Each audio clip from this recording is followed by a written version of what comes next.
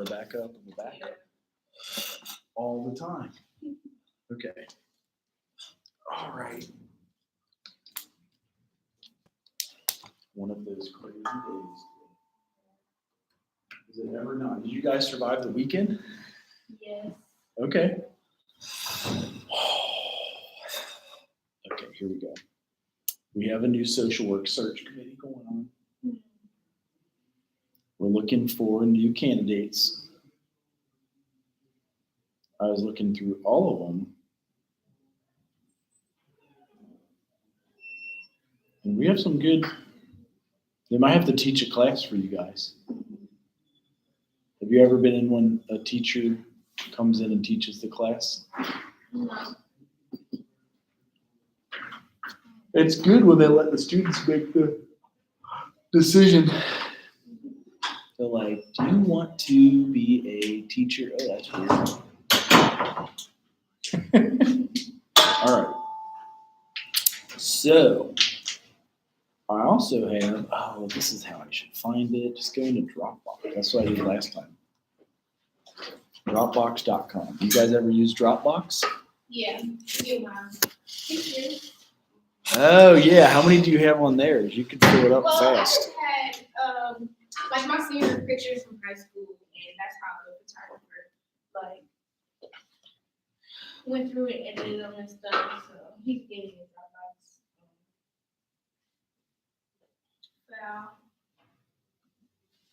So when I created the groups class, I had lecture notes. I wonder if I can create and copy link. That would be fun. So when we were in D2L on Friday, how many of you were here on Friday? I feel like it was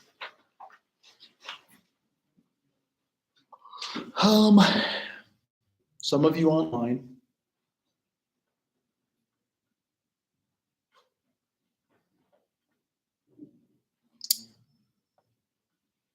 Must be nap time already. So we had a review of all the assignments. So you guys see how to get in to do your observation for the first assignment. If you do the easiest observation as an AA group, or are you all going to do another agency one to observe what they do at the agency? Because either one is fine.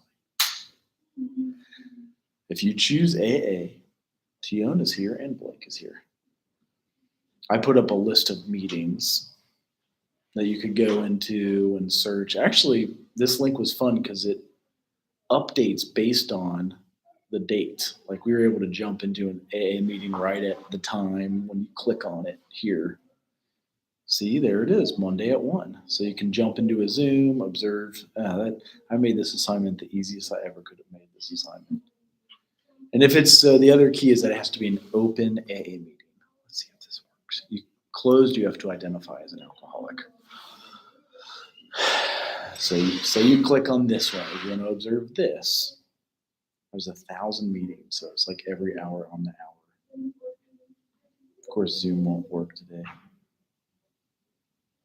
But if I launch,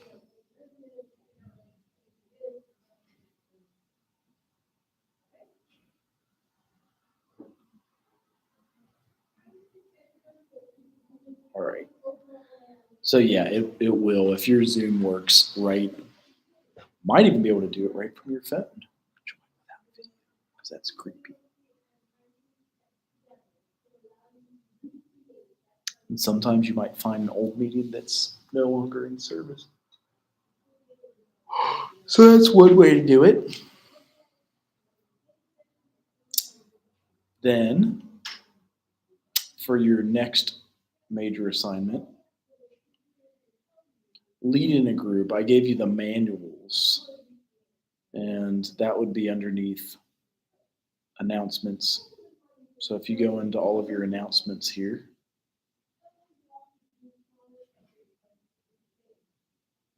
do you guys have something that you click on that says announcements? Bianca's here. Yeah. Oh, the main one. See, that's smart.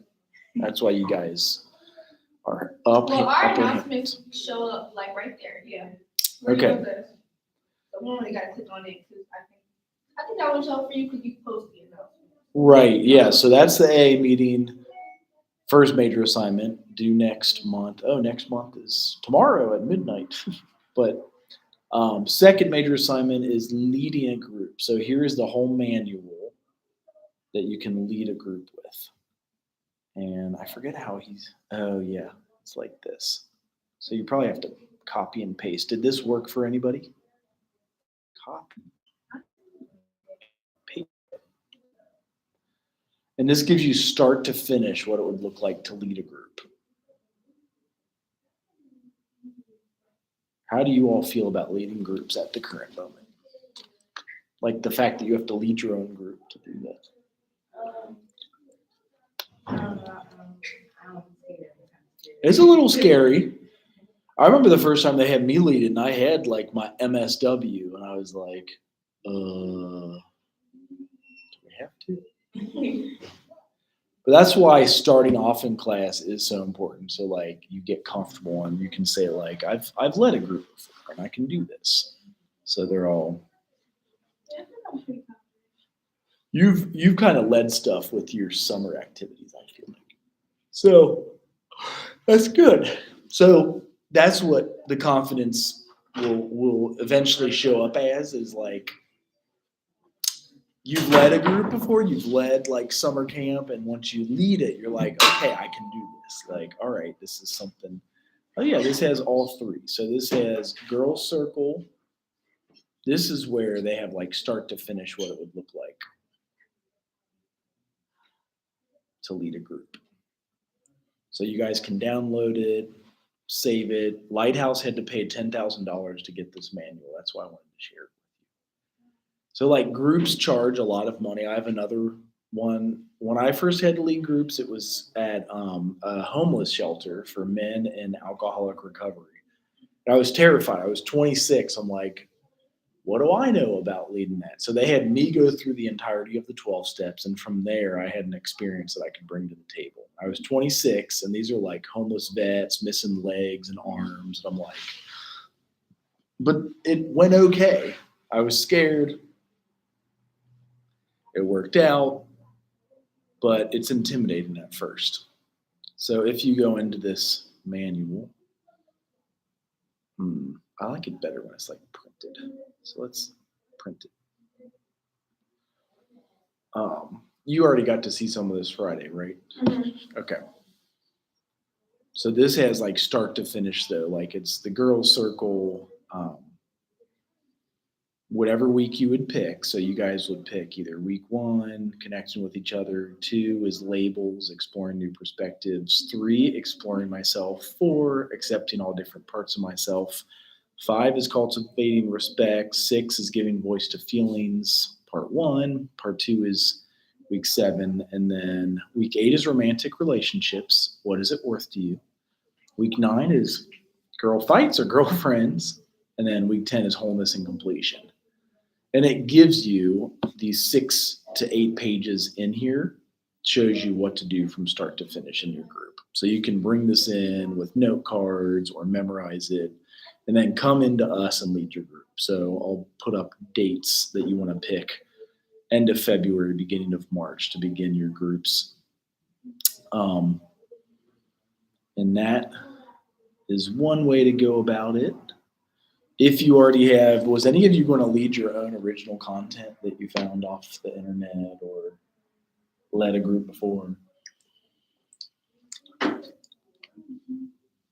was thinking about leading a group, like, I don't know if this really counts as like leading a group, but I was like wanting to sit down with people and like have them come up with goals for the semester and stuff like that. Like, does that count?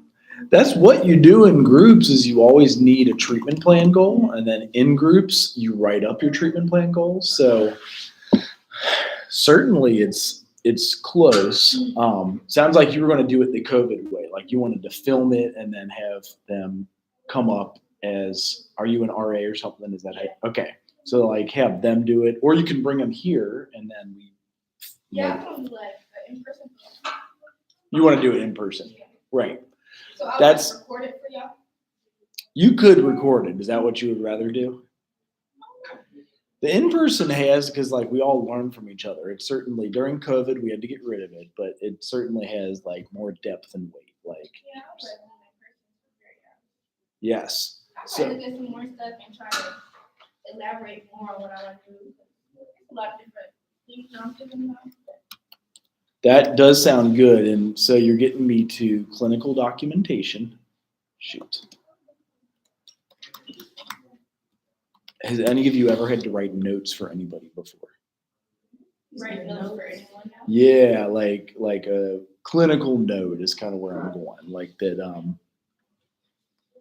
this I is, mean, not clinical, but yeah, like I've had to write up like stuff about my campers and whether they like met their goals for the yes. session and stuff like that. Yes, that's exactly. So this is one we have here if it wants to open for me. This is a training we gave for Lighthouse folks. Everybody would get it, whether you had an associate's degree, which I feel like most of you guys have. Are you all sophomores or juniors? So then you've done 60 hours of college. That's what an associate's level is. And so with 60 hours, you could do this job or you do clinical documentation. So what that looks at Lighthouse, Where is it? they have a few in Dayton. They're based out of Cincinnati. There's a few in Dayton. There's so many behavioral health places that will hire you with like some, this is weird. I hate when it's on presentation mode because for me, it's like half the screen and then the notes. But anyway, the overview gives subtitles a try. I don't know if I want to do that. That's always weird to people. How do you just skip it? Okay. So DAF stands for Diagnostic of Assessment and Functioning.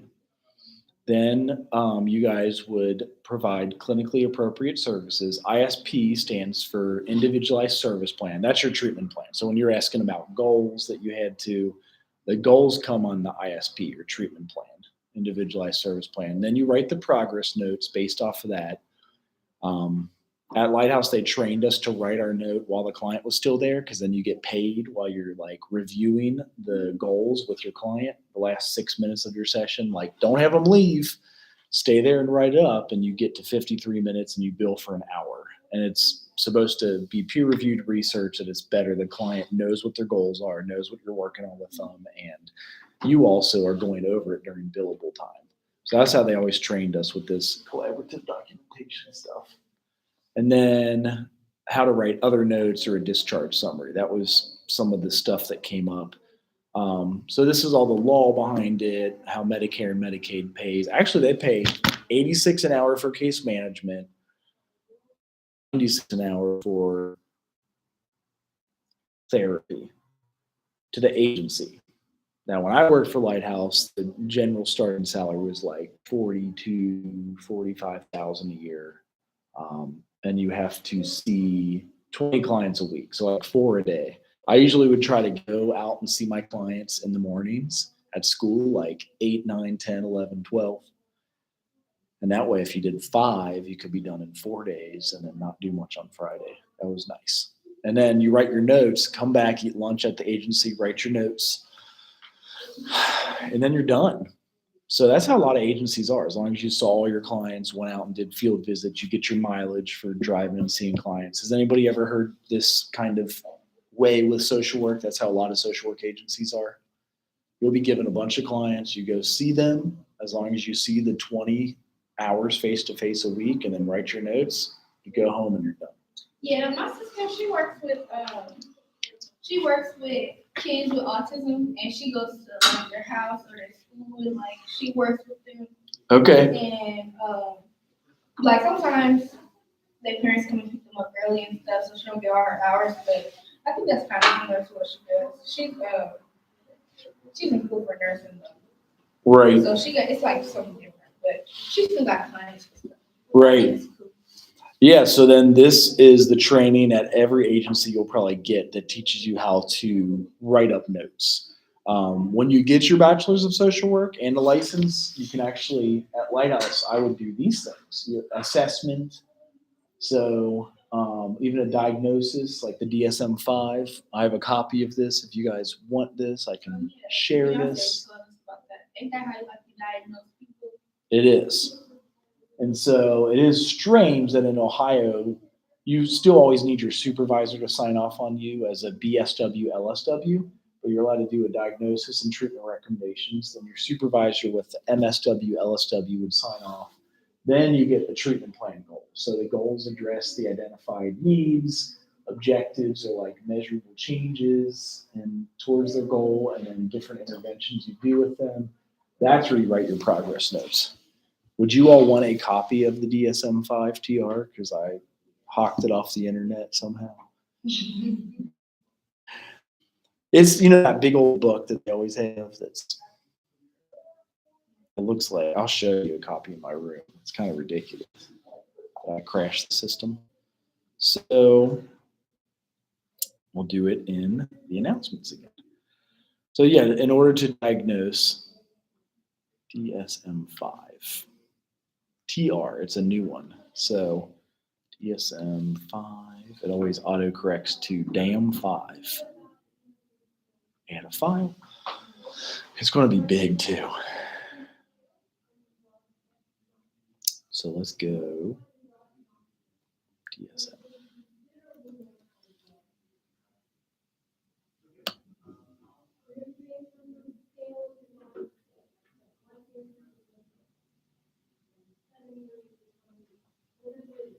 Oh, that's the older one. So this actually has some questions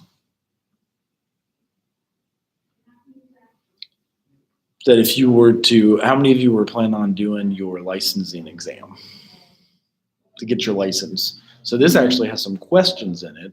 Let me see if I can find you another one. Nikita sent it to me very recently. So I'm going to say,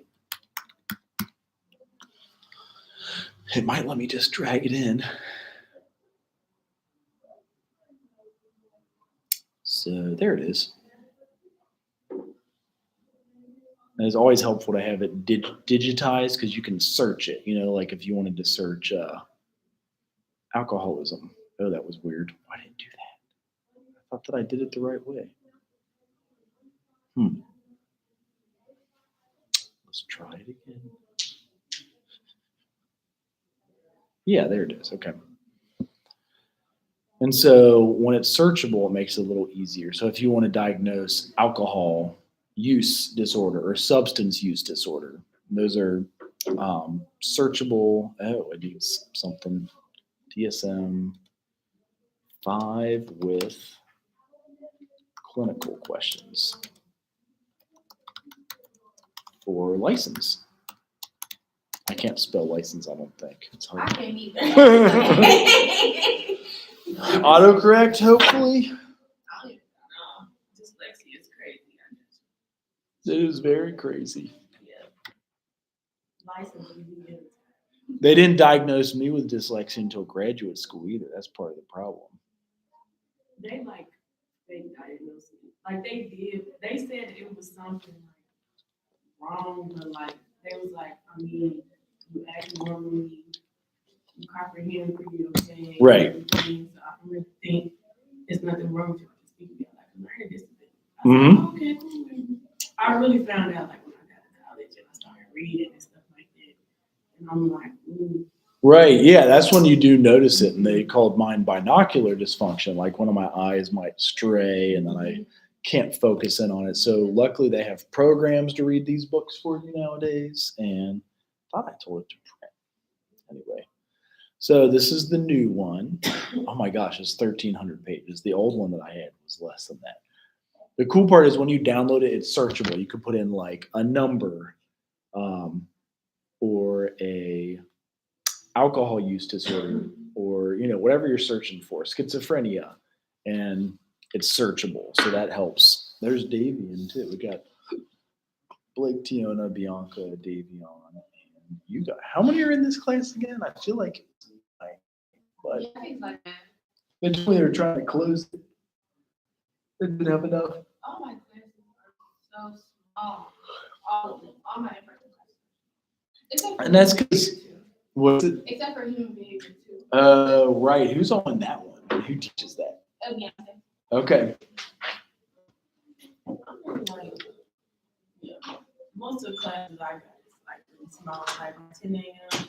Yeah. Okay. That's really small. This one is small. Oh yeah. Which one is Nikita teaching at 10 a.m.? Individuals. Oh yeah, practice one. Yeah. She used to do that at night, so you guys probably like that she Yeah, does it. that's what she does. Ooh. At practice 3, I had 5:45 to 8 last night. Oh my gosh. Yeah, I never got to I'm surprised she ain't been calling on me like she said she would. She's like, I'm calling you out for using your phone. I'm going to call on you, and I'm going to lay the smack She down. calling on me because I already had her before. And I Uh-huh. already took Dreams Practice 3 already, so I'm doing it back. Okay. So Right. I already know really, like, not know like off the top of my head like this, but like I'm really familiar with the code. I learned about that. Mm-hmm. So we learned about it now, and I'm like, I already wrote all my notes already like last semester, so I just be looking like. So did she already give you all a copy of this like that? Not yet. Not this specifically, no. So this is how you will diagnose people when you do. The cool part is, as you see, it's searchable. So you could like download it and you type in if you want to look up alcohol, or if you want to look up like opioid, if I can spell it right. Is that even right? Opioid. Oh, it is. So opioid use disorder, the diagnosis related to it, and things of that, all the diagnoses that you would have. And luckily, when you're in practice, you don't have to memorize this book. This book is always in front of you. So when you're diagnosing somebody, you can cheat off of the book. It's right here. It's usually like, do they meet 5 of the 9 criteria for this? Even just straight depression. And so how you would diagnose it, all the different things that are specific for that. And so you're able to download that book. So here's some of the work that you would do when you begin to lead groups. Usually everybody has to have an assessment and then a treatment plan. The ISP is individualized service plan, which means the treatment plan where you have goals and objectives. When you write notes, you'll have your progress notes, so you can like learn how to write up a progress note. And then transitions or discharge summaries when you're done with them. So like successfully completed all goals, or left group before he was finished. So this is the DAF is the assessment form. So it teaches you how to make an assessment of somebody. It might have like other assessments on it, like the Child Adolescent Needs and Strengths Assessment, or even the Ohio Consumer Outcomes is another assessment. They like to measure before you run the group, after you run the group, and are you helping them at all? And then they would include a diagnosis from the DSM-5. Then it has how you will give them a treatment plan and like predict the outcome from it. So DAF is used to drive the treatment because it will identify their symptoms, their personal goals, stressors. I can't say any of this today. Strengths. So you do want to look up strengths. That's a big thing on like all of these, treatment plans, is you want to show that they have strengths that they can work off of. We're not always saying you're just like ruined because you're depressed. Like you can't do anything in life. No, you want to say, what are your strengths? What do you have to like bring to the table? What are you good at in life? Because sometimes you'll have someone come in treatment and they're depressed. Like, dude, I got nothing good to bring to life. It sucks. And so you might have to work with them on that. Like, no, you have amazing things. Like you're motivated. You're, like, have you guys ever talked to a friend that's down and you're like, you're really okay? They're like, no, I'm not. You're like, yeah, you are. And you almost have to convince them of it. Like, recently. Yeah. Well, they probably have to talk to me. Right.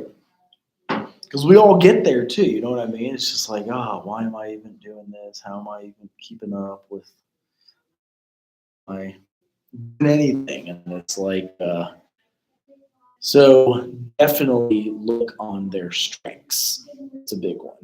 And then after you look up all these, like the DAF or diagnostic assessment states that the client and mom have strained relationship, one would develop a goal to assist in improving the relationship. And you establish a baseline for the client, like DAFs are updated to reflect new services that are recommended for the client. So you also update these every so often. Like when you guys get out into the field, you could. How many of you are going on for your MSW, if you would like to, if you could? Yeah.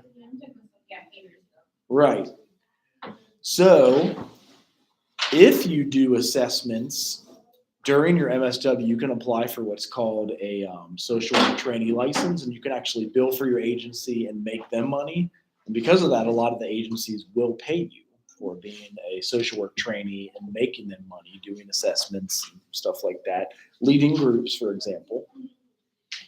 Again, before you even lead the group, we have to have an assessment and goals that they're going to work on. So that's why I'm kind of throwing this in here now. This is like real life what we have to do at the agencies.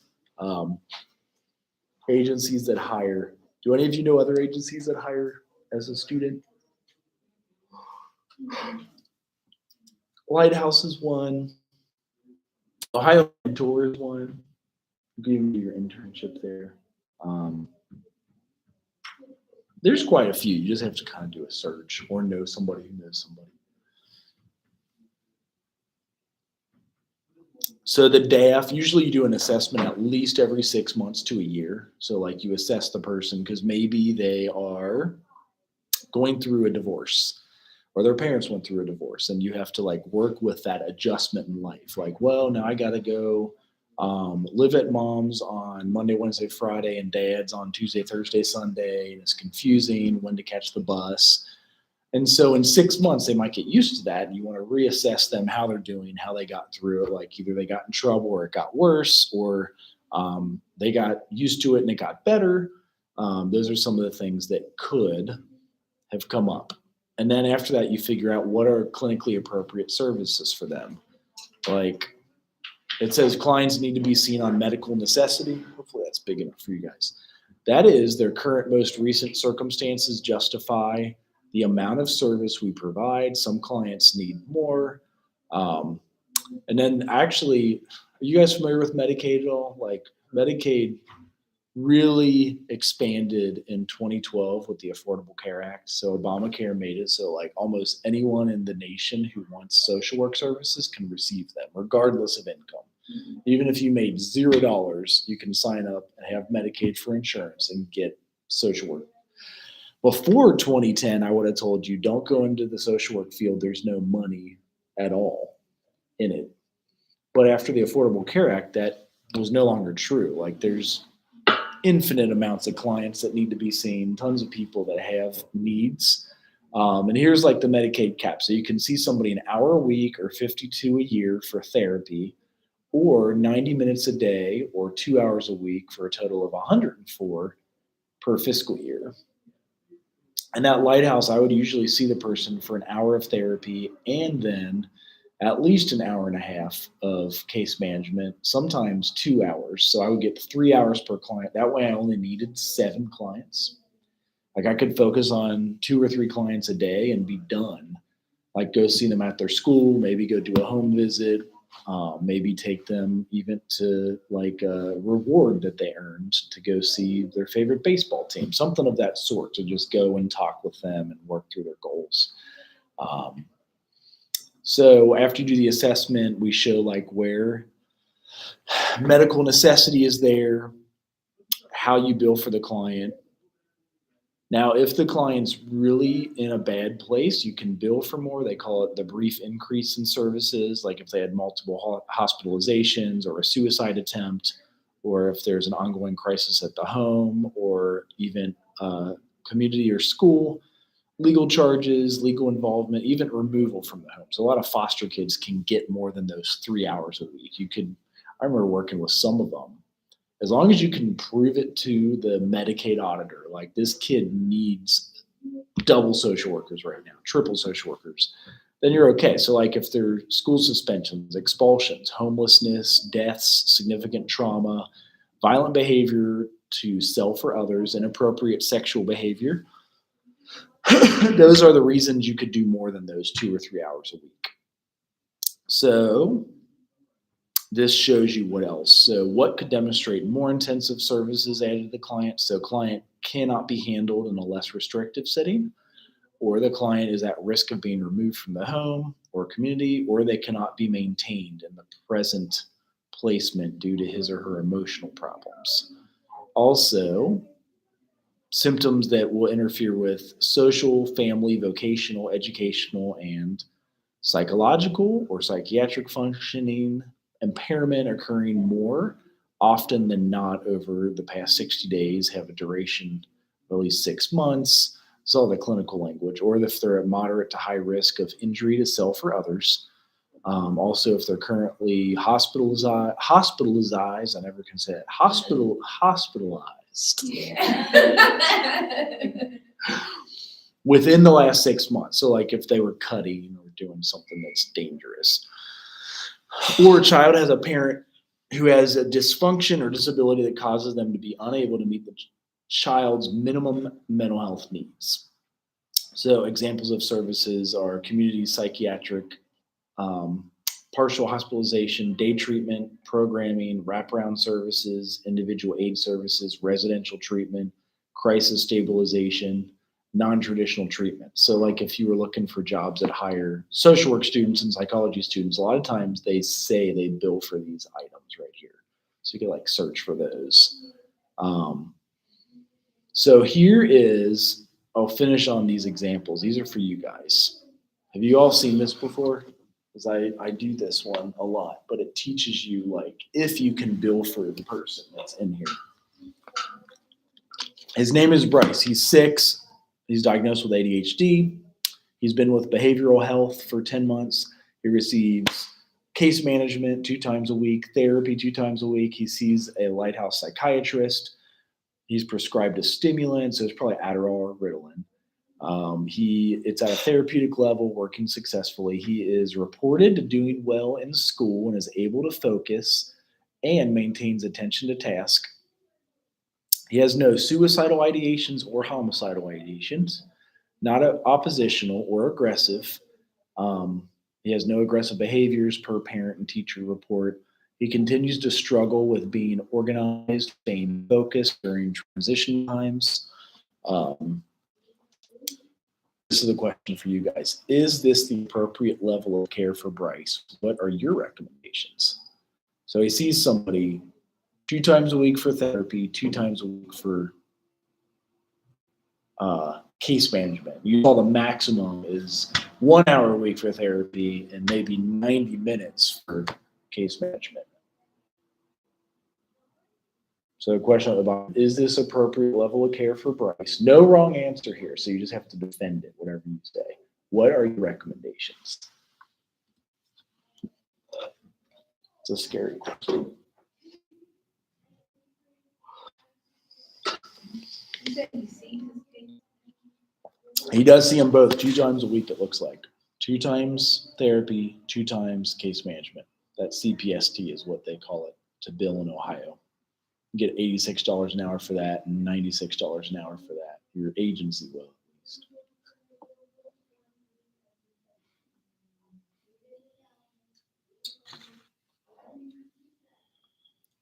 It's been 10 months. I would say like once it hit like the year mark, then maybe he can start getting like less treatment and see how that works. Yep. For a little while, since he is proving like to do better. Step it down a bit. Yeah, just a little bit. Like everything looks to be reported well. Mm-hmm. He is going over, which you're right. You can actually go over for 6 months. So the caps are for the year. So maybe they did see him 2 hours a week for therapy, but only for 6 months. And they were done for the last 6 months of the year. So no auditor came down. So yeah, that's a good way to argue it. Any other suggestions? Like maybe he needs this, or maybe he doesn't need that.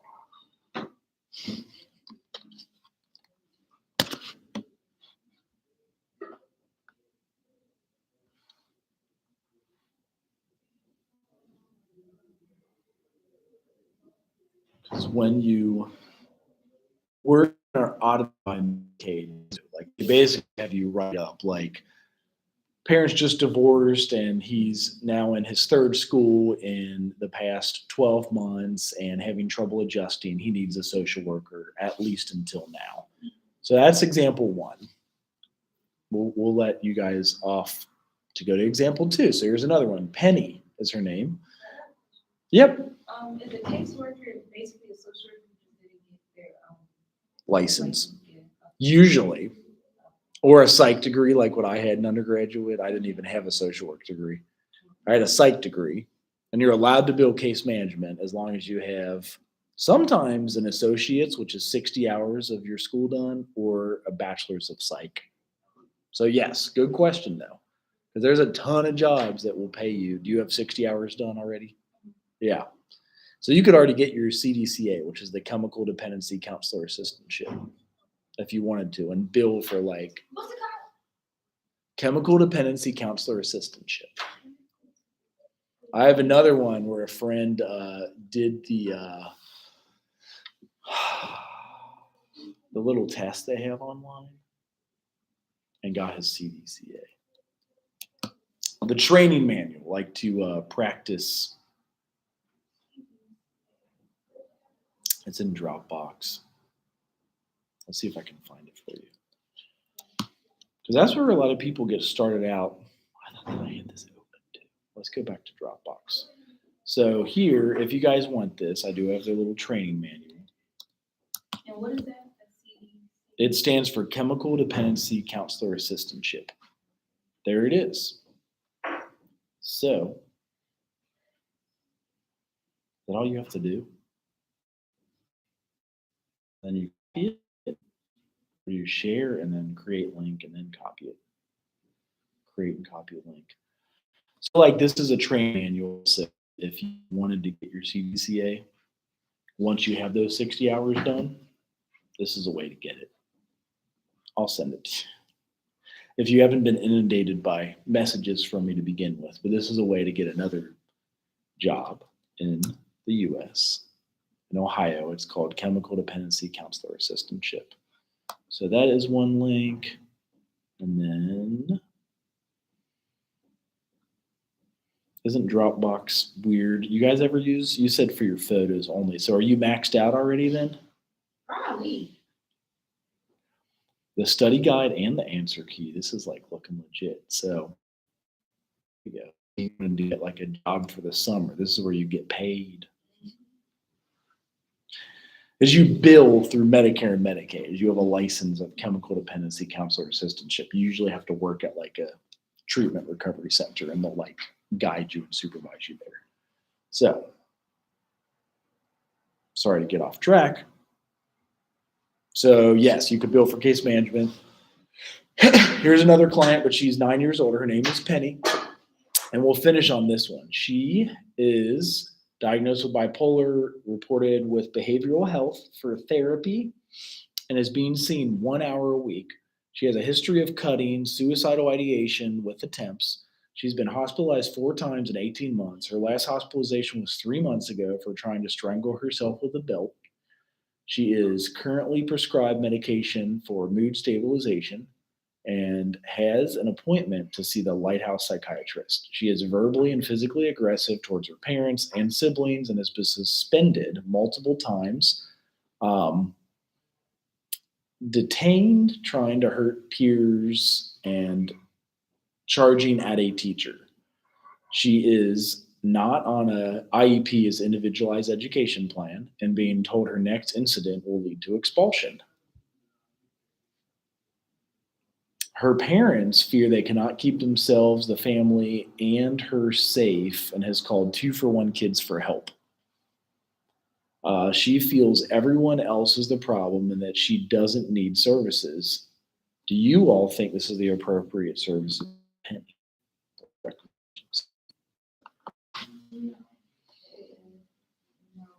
And she needs to be seen more than 1 hour. Yes. Yeah. Yes.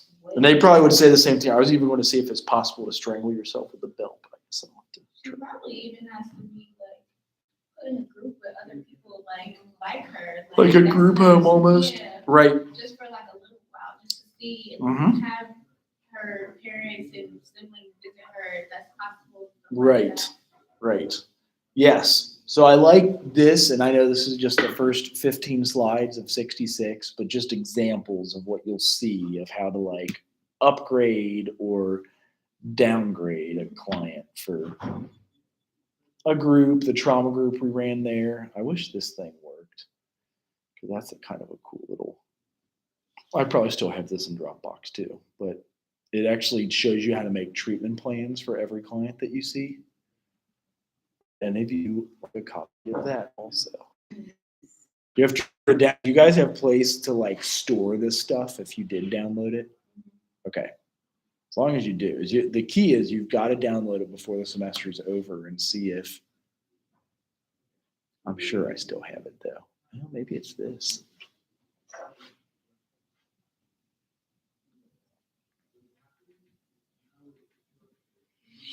But it is always helpful to have like when you want to make treatment plan goals, something that will show you how to make treatment plan goals. And this is a good example of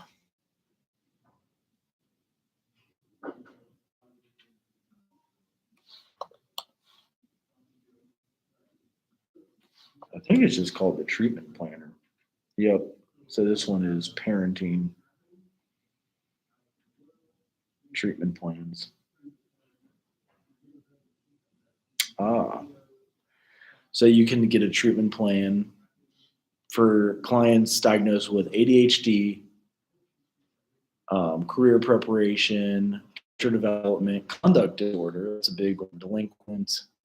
So let's see if I can also share this somehow. This will be the last one, I promise. But these are all good. Then when the diagnosis comes, you use the treatment planner to know what you're going to do with somebody, like the work that you're going to do with somebody. Well, let me just edit. That way you won't have like 10 announcements today. Just edit.